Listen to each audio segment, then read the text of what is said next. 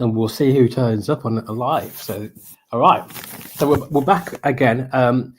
Rob, I've coined this as Great Conversations Part 2 because our last one was Great Conversations Part 1.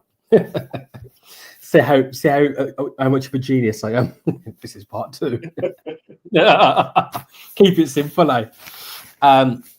So, guys, for the guys and girls who will end up watching this stream, or for those that will join us live, there is a Part 1, and we're kind of going to draw on some of the similar themes again, which will be sort of culture, politics, leadership, moral virtues, and again, giving our 2 pence about making the world a better place.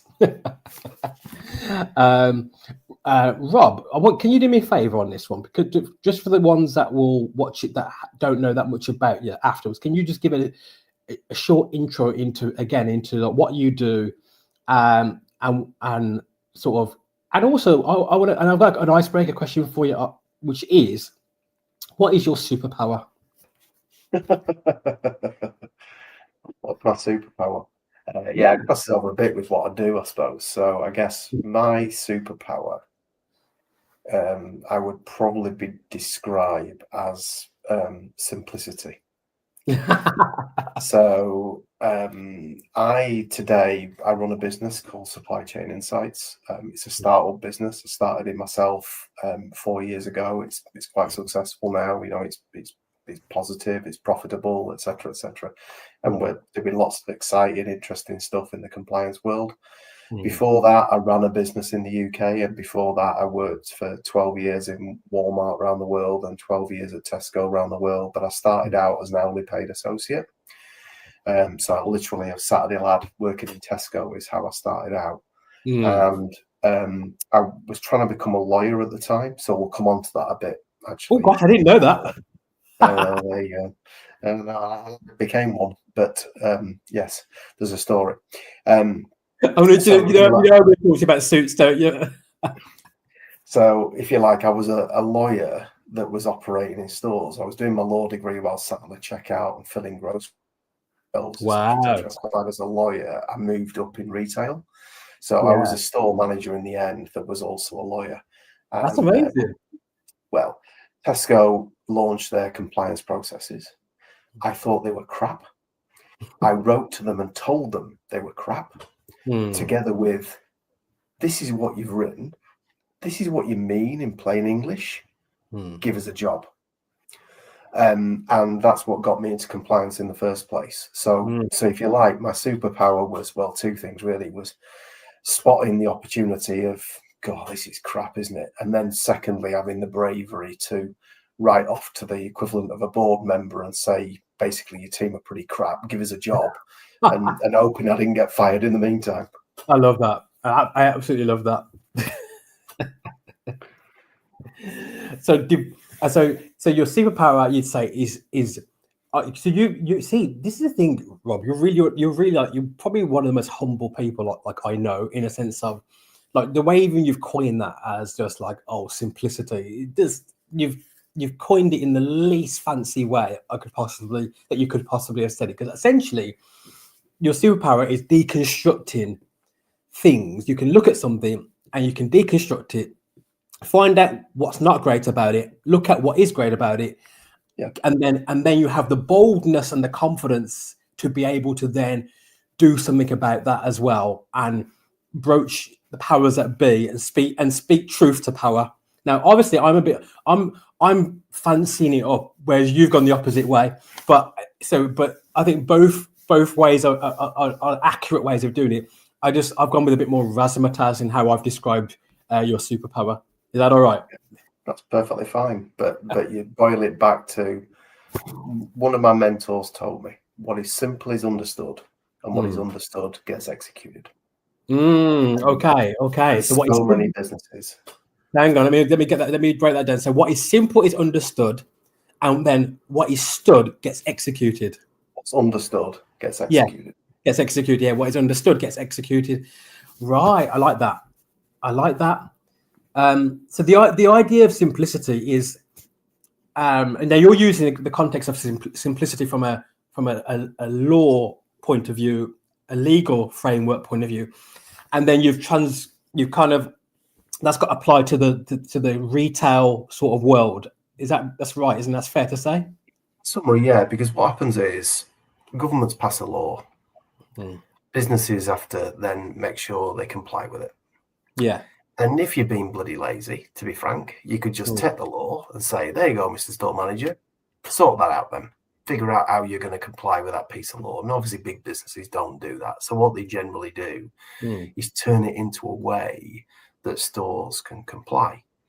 But you see evidence on a daily basis. I mean, Aaron, let me just give you you said you went, have you, when you signed in you go to a hotel.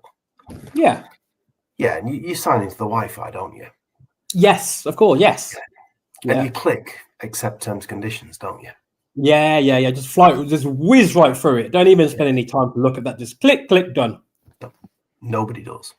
Nobody does. Why don't they, Aaron? Is it because there's in there they're thinking, oh, this is absolutely fine, they'll be doing nothing with my data, etc., etc.? Or is it basically just being created that way that basically means no one ever reads them? Oh gosh, okay. So my take on that would be it's very long, very wordy, and often using technical terms that people might not really understand very well. Exactly. They use a lot of ambiguous language. Exactly.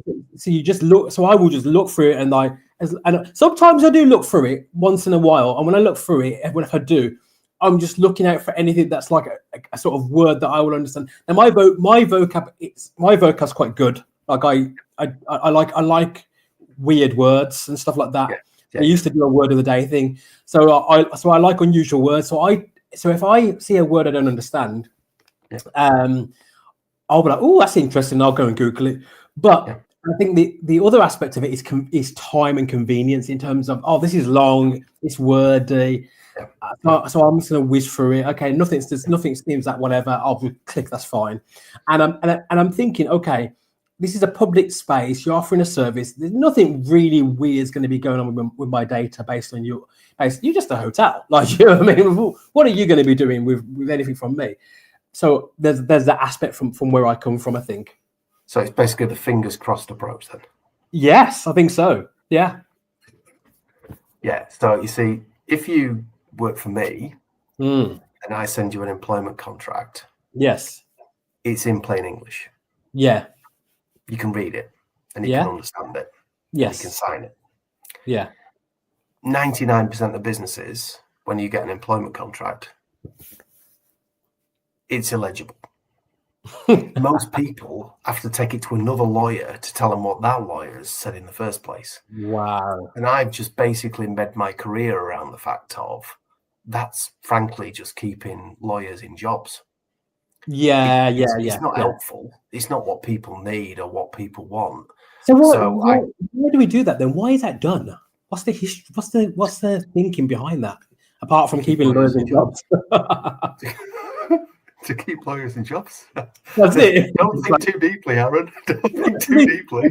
These lawyers are basically creating a lawyers guild, and they're using this medieval language. It's like, Rob, it reminds me of the time when I read. You know what? This is a long time ago. When I first became a born again Christian, and I was watching the God channels, Christian channels, and they were talking a lot about classic Christian books. They were talking about. And they were promoting Pilgrim's Progress. And I was like, oh, that looks like an interesting book. I'll read it. And I didn't realize that Pilgrim's Progress as a book was in Old English. I was like, man, like, talk about an intense task of reading a book. I was every few pages, I was in the dictionary looking for about 5 or 6 words before I could go on to the next few pages. So it's like this lawyers guild with the obscure language. Right, and then after, and actually, you know what? I was very determined. I read the book in Old English, by the way, and I found out the words in the dictionary of what I didn't know. And then afterwards, I found out there was a modern translation of it in up-to-date contemporary English. I was like, goodness. I was like, Gordon Bennett. After all that hard work, I could have just bought the contemporary language version. So basically, it's a little bit like that in terms of with your lawyer talk and all these sort of these and thous and all these old words and words that we're not really using, and they're deliberately doing it. So the lawyers are like, yes, you have to come to us. Terrible. And Rob, you were part of this process. You were part of this. It's a scam. You were part of this. Well, it was, and sort of by the time I qualified as a lawyer, I knew I didn't want to be one. Oh no. Oh yeah. And luckily, you know, it's 30 years ago now, so I haven't got the student debt problem that every poor student's got today, you know, investing in a profession. And I'm still very thankful for the skills that my law degree and my postgrad taught me. You know, I'm better as a leader because of some of the skills it teaches you. Yeah. I just knew I didn't want to be a lawyer. And, you know, you want to look at where the world's headed at the moment, that the legal industry is going to be one of the most disrupted by where machine learning and artificial intelligence is headed right now, because it's very, very, very repetitive stuff. Wow, that's very interesting. That's really interesting, actually. I suppose that's a very good point. Yeah, like because that's easy for a machine to be able to actually be coded as an algorithm, where there's not really that sort of the sort of nuance that you get in other areas of human life. Is different, like you're saying, with the legal system.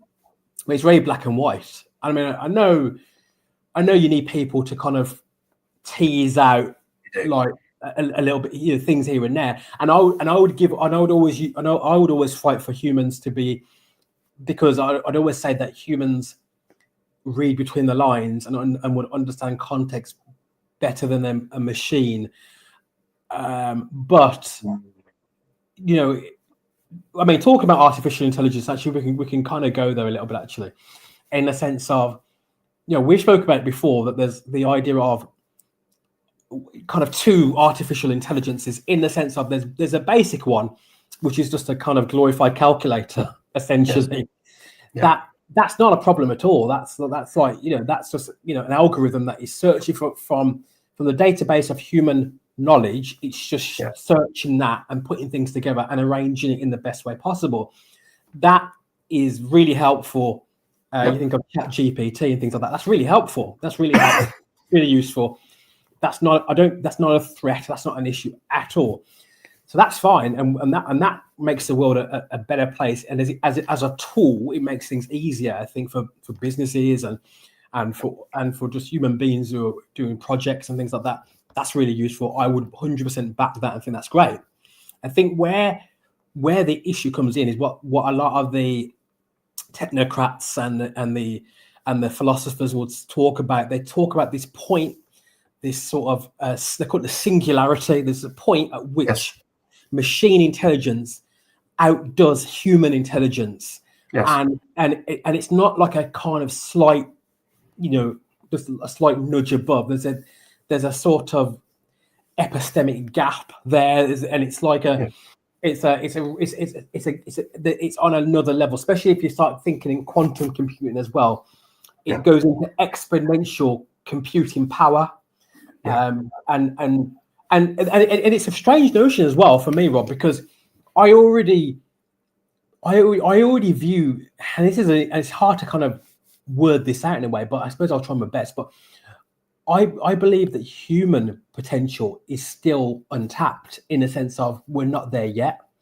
So I believe if you think of humans as computers, although humans although humans are not computers, humans are a kind of a being that has a computer, essentially. And there's a guy, I can't remember the name, Steve Peters. He goes into the monkey paradox or something like that. I recommended that book to you, Steve Peters, the chimp paradox. Yeah, chimp paradox. That's it. And I read a little. I haven't read the full book, but I've read a little bit. And he talks about human beings having a computer, but that we can also ignore the computer as well. So the computer is the logical side of us. That's right. And you'll know about this because I think you've read all his books, haven't you? I think. Well, I mean, look, AI and machine learning. There's three bits really. The First bit is there's scary stuff coming in terms of jobs because Andrew Yang's book on the war on normal people. If you haven't come across that yet, Aaron, fantastic book.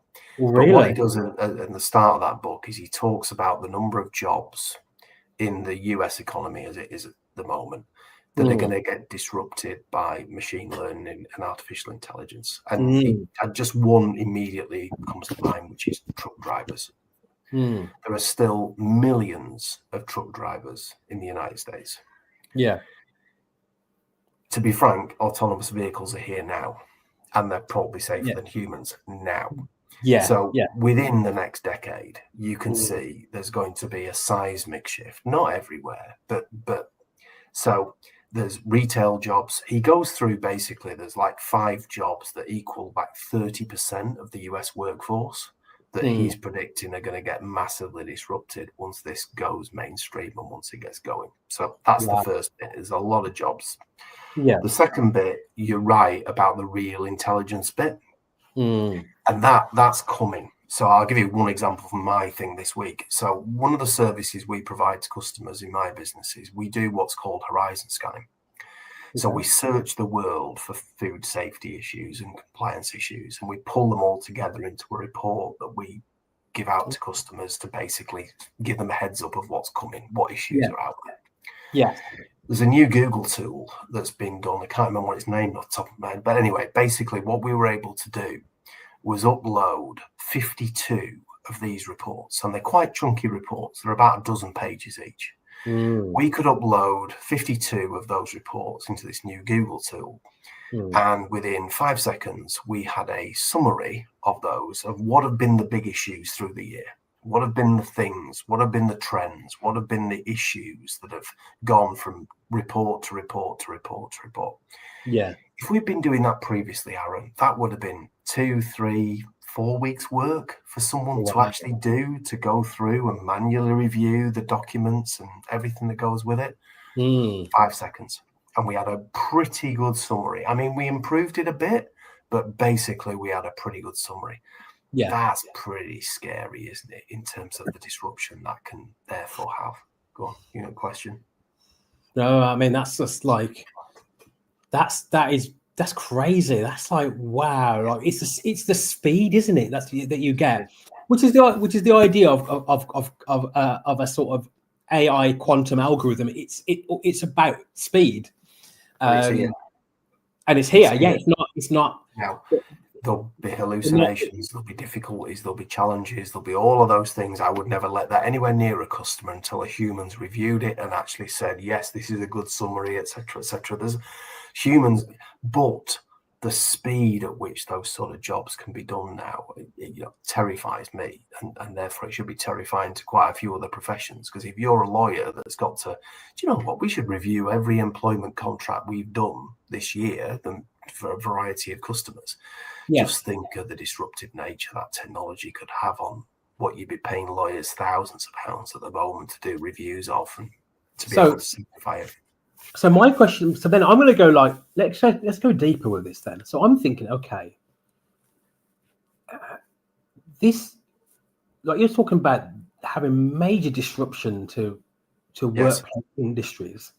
Yes. And so really, when you're looking at this seems to be even though in one sense you're getting the efficiency of a supercomputer doing things exponentially quick. Yes. The payoff is, or the consequences, there's a huge collateral damage of people people losing jobs.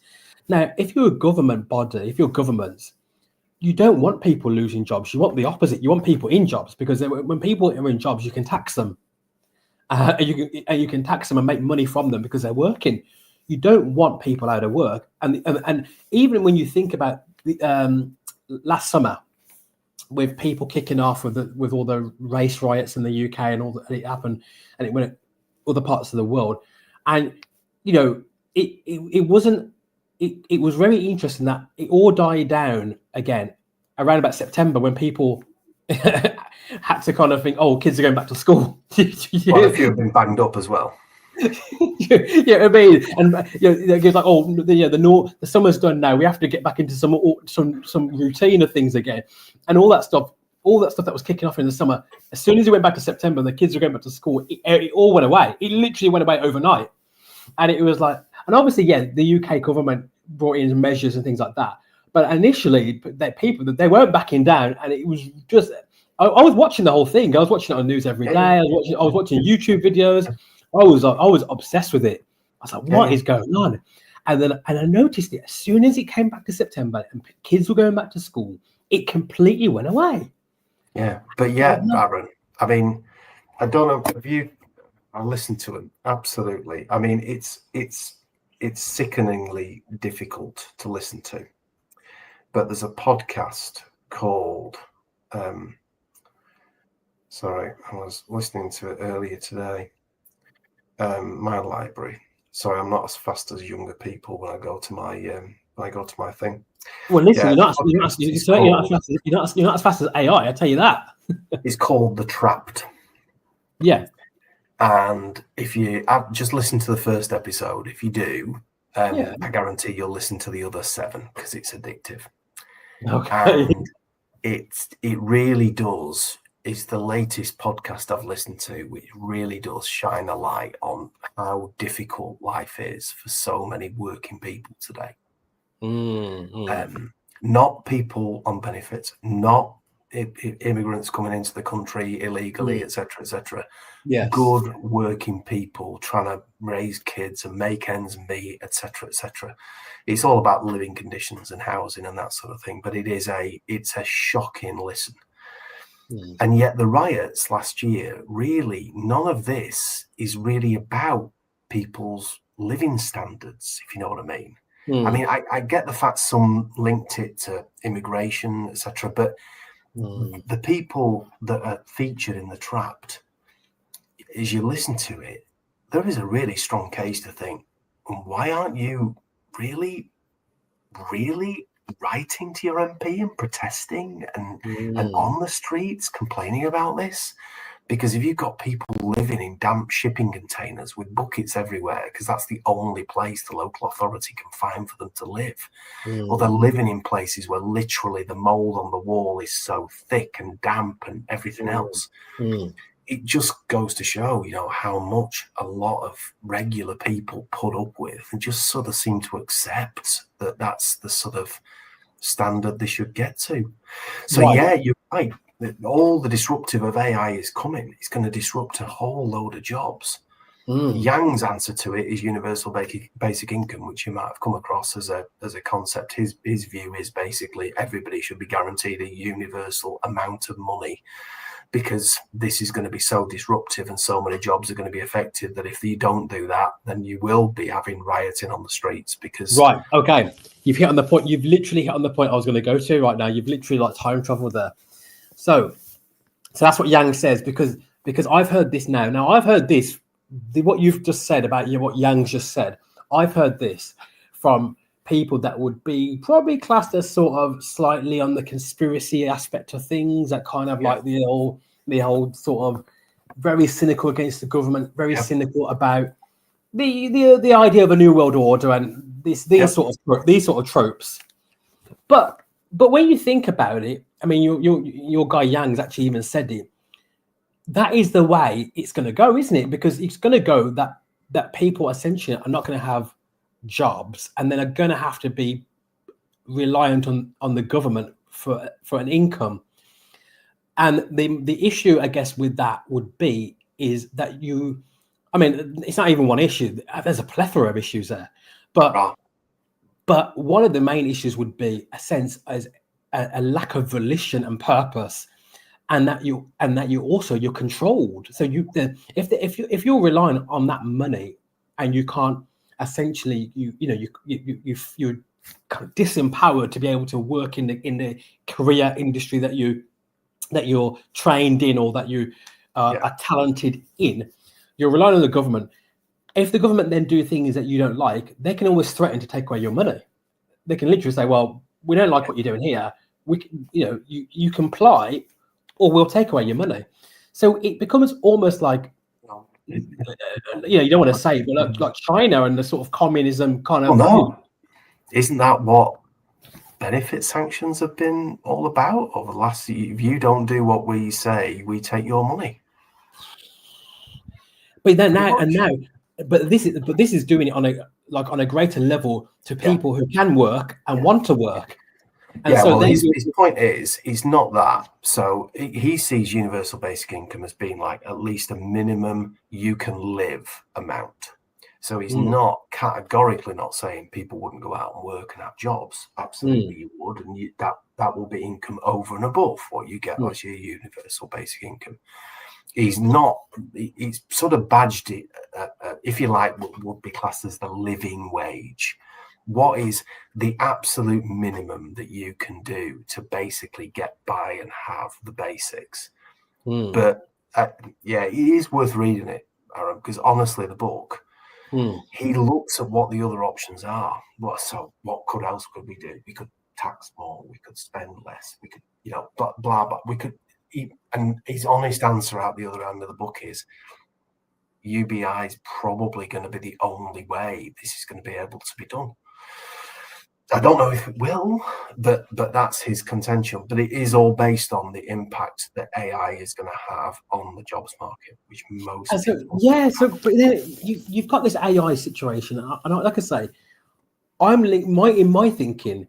There's like I say, we've talked about there's the aspect of volition and purpose, and people's sort of autonomy, their sense of volition, and then there's the aspect of, and you go back to ancient Rome, go back to the Colosseum. It's the aspect of, to keep people in line, you've got to keep them entertained, you've got to give them something to do, and you've got to keep them, you've got to fill their time, because if you give them too much time, they come up with crazy ideas like we got in the summer kind of thing. And so essentially, it's not a good idea to have people like not having a sense of purpose through work and having their jobs replaced by AI. It's not a good idea if it's going to be big numbers of people. If it's like a few niche areas, it's not the end of the world. But if it's like major, workforce level, if it's like blue collar level, if it's like kind of the working man level, it seems fundamentally like we're kind of shooting ourselves in the foot. Like it's like it's not only disrupting that job industry, it's disrupting our society. And I don't know how you'd get around it, like unless you were like saying, okay, because I know we've had it before where certain industries have shut down, like the coal mining industry shut down pretty much. Like obviously there's still coal, but it shut down as a major force in the 80s. Okay, right, and it caused a lot of problems, like a huge amount of problems. Huge. I know in the northeast of England, the shipyarding stuff shut down in a major way. Again, caused huge social problems in the north of England. And so it takes communities time to sort of recalibrate and readjust. But you have to then open up new industries. So you say, okay, you're not doing so much of that anymore, but now you retrain. We're going to train you to do this instead. So those ones, okay, they were traditional, strong industries. And it's problematic that they were closing down, but we're going to open up some new stuff. So you got something new, and over time you'll adjust. But if we're not opening up new things and we're just saying, well, we're not, it's just AI taking over this, and AI is going to take over that, and AI is going to take over that. I think it's on an existential level, it's problematic. I do believe that. Let me ask you a question. Yeah. So what you just talked about there is what I would call an industrial strategy, right? So you're figuring out which industries are going to thrive in the future, which are not going to thrive in the future, and then you're building a plan. Is our education system ready for that you've just described there as preparing young people for a world of? Are we ready for that? Do you think, Aaron? No. Not in the slightest. No. I'm not convinced. No. Our young people, Rob, are not even taught logic and critical thinking properly. In a rigorous way. And you see, this, what we're getting to, is one of my worries and frustrations and challenges with the world that we're in today. Because we are in a world of short-term thinking. We're in a world of, it's part of the why I think the Trump and the division is so toxic, because basically the best you're ever going to do in a democracy anyway is going to be you're in for 4 years and then you're back having an election and then the other guys get to have a go, etc., etc. It's short term. In America, it's a year campaigning. You're probably president for 2 years, and then you spend the last 2 years of your 4-year presidency trying to get re-elected the next time. It's a world where everybody is thinking short term at a time when, my God, we have never needed to be thinking longer term. Because those kids that are going into school and education right now, the speed of development of all of these technologies and the world that we're in is going to just get faster. It's not slowing down anytime soon. And yet no one is sat here thinking, how are we going to do this at a longer term level? And that, if you like, is the scariest thing for me around the world that we're in right now, because it needs longer term thinking when you think about it. I mean, it just does, doesn't it? You know how long it would take to change an education curriculum. You know the rigor that would need to go into understanding that and analysing that and coming up with a great plan. It needs really good thinking, but it needs long term.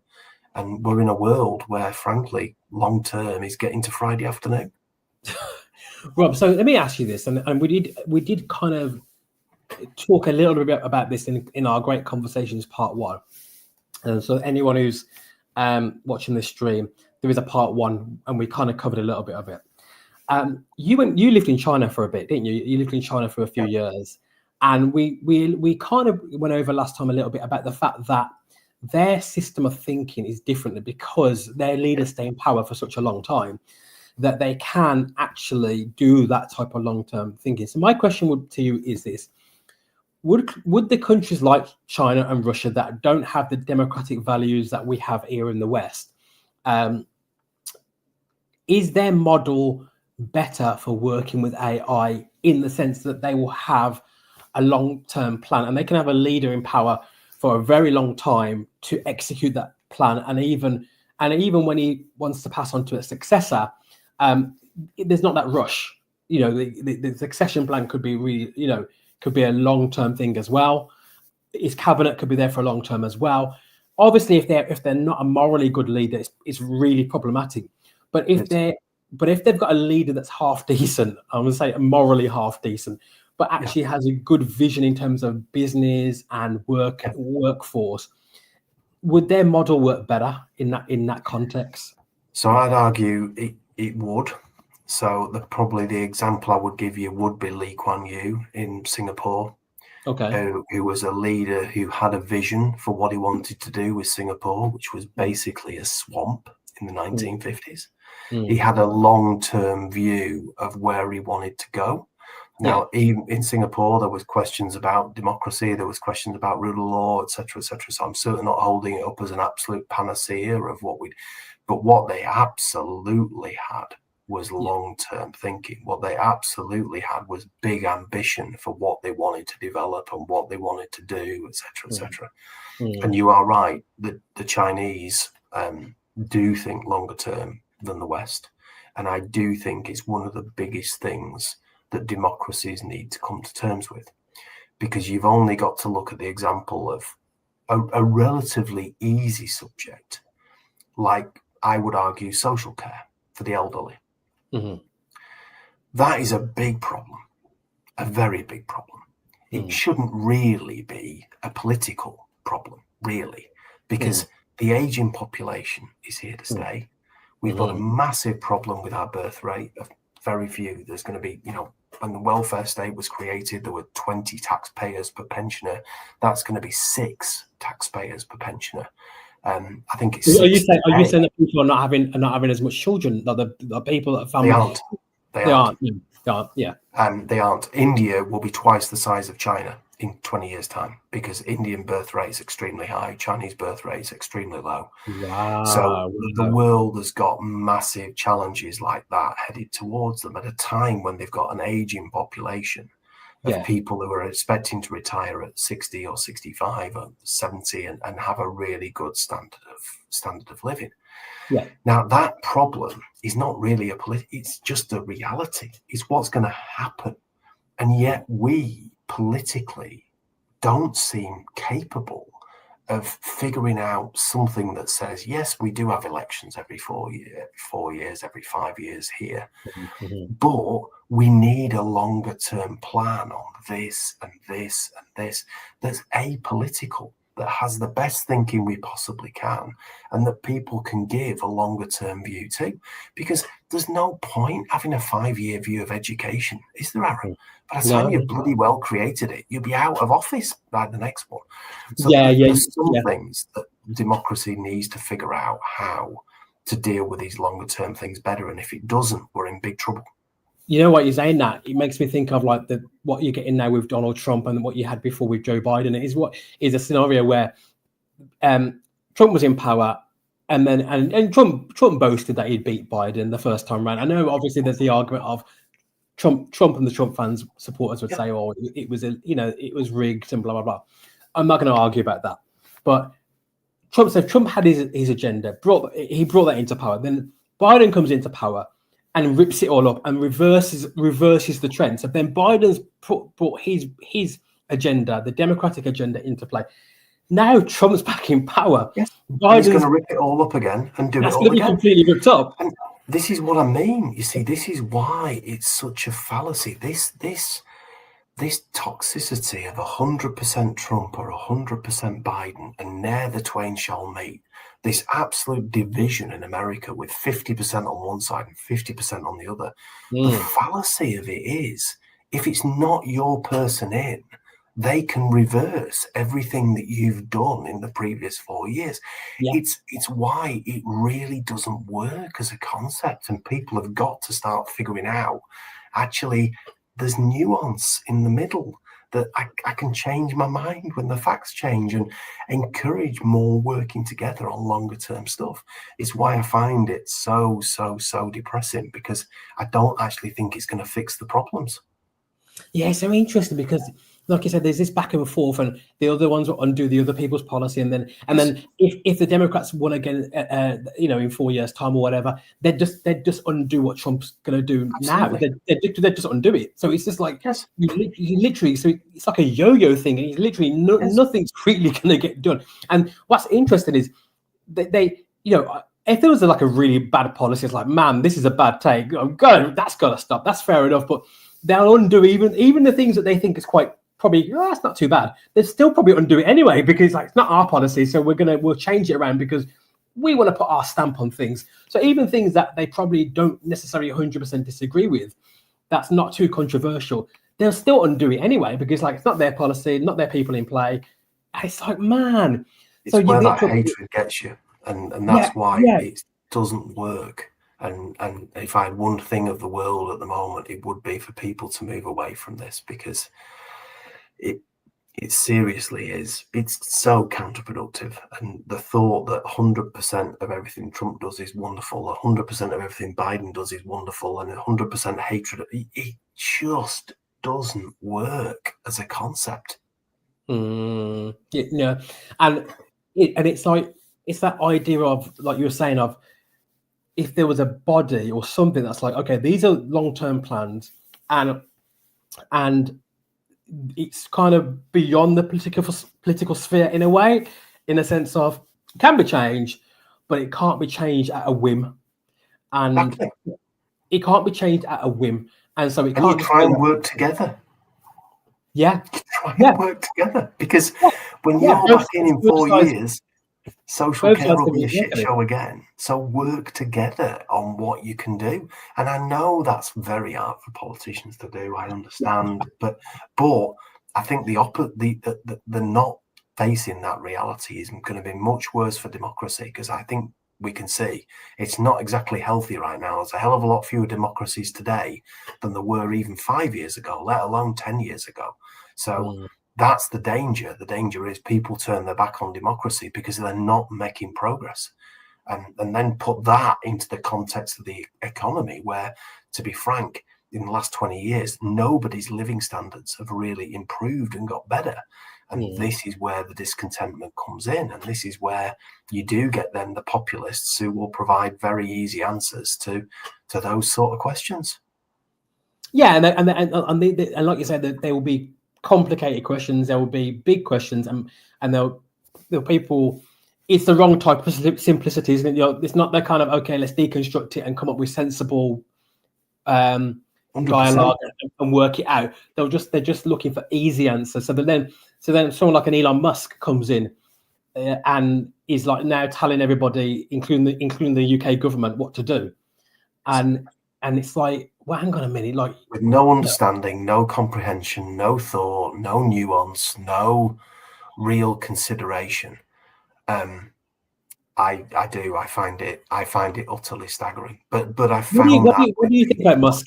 What do you think about Musk? How is, obviously we spoke about Musk before. We've spoken about Elon Musk several times. A lot, so many times we spoke about Elon Musk. And even on the previous episode that we did on the Christian Fandom Geek, we spoke about in Great Conversations Part 1. What do you think about what he's doing now? Obviously, he seems to now be going all in on the politics. And my thoughts are with him is that I don't trust a single thing he's saying. I don't think he has any integrity at all.